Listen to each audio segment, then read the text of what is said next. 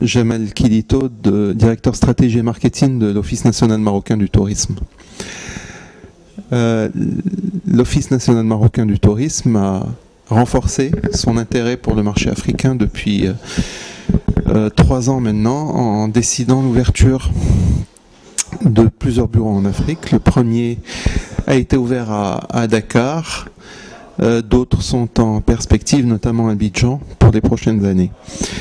Ça, c'est le premier intérêt que nous avons pour l'Afrique. Nous accompagnons aussi la politique de coopération du Maroc avec le continent africain à travers la signature d'accords de partenariat pour promouvoir l'échange d'expériences et le partage de ressources pour la promotion d'une manière générale du tourisme africain. Nous offrons des plateformes de formation aussi à nos homologues africains de plusieurs manières, en particulier sur la gestion de la promotion touristique.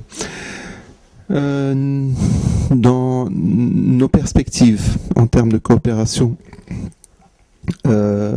intra-africaine sont aujourd'hui de pousser à l'internationalisation des entreprises touristiques marocaines, que ce soit dans le domaine de la distribution de voyages, où il y a un vrai besoin de structuration du secteur dans le continent, ou dans le domaine de l'investissement hôtelier, ainsi que celui de la gestion hôtelière.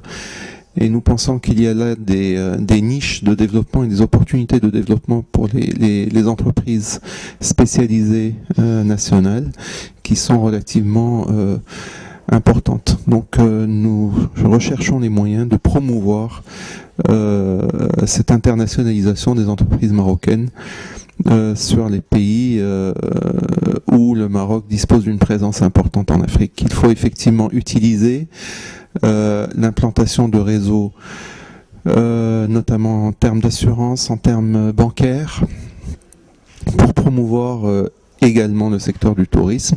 L'intérêt de la présence d'une société comme Saham, par exemple, sur plusieurs pays africains, permet d'envisager d'une manière efficace le développement du tourisme médical.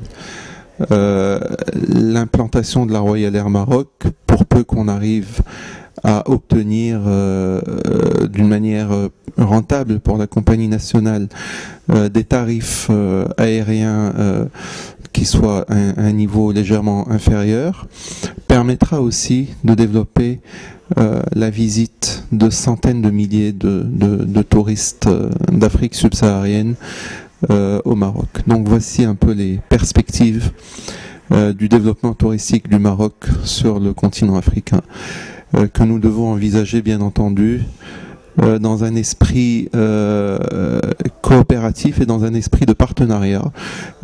Nous avons autant à apprendre de nos partenaires subsahariens que nous n'avons à leur apporter. Donc c'est extrêmement important d'y aller dans un esprit ouvert, plein d'humilité, et de pouvoir parler à ces pays-là et à nos partenaires dans ces pays-là de manière aussi à beaucoup apprendre d'eux, à la fois sur leur pays, sur leurs expériences à l'étranger et sur leur savoir-faire spécifique. À titre d'exemple, tout ce qui est tourisme, écotourisme ou tourisme des parcs nationaux, ce sont des activités sur lesquelles nous avons beaucoup à apprendre de ces pays-là. Voilà, en résumé.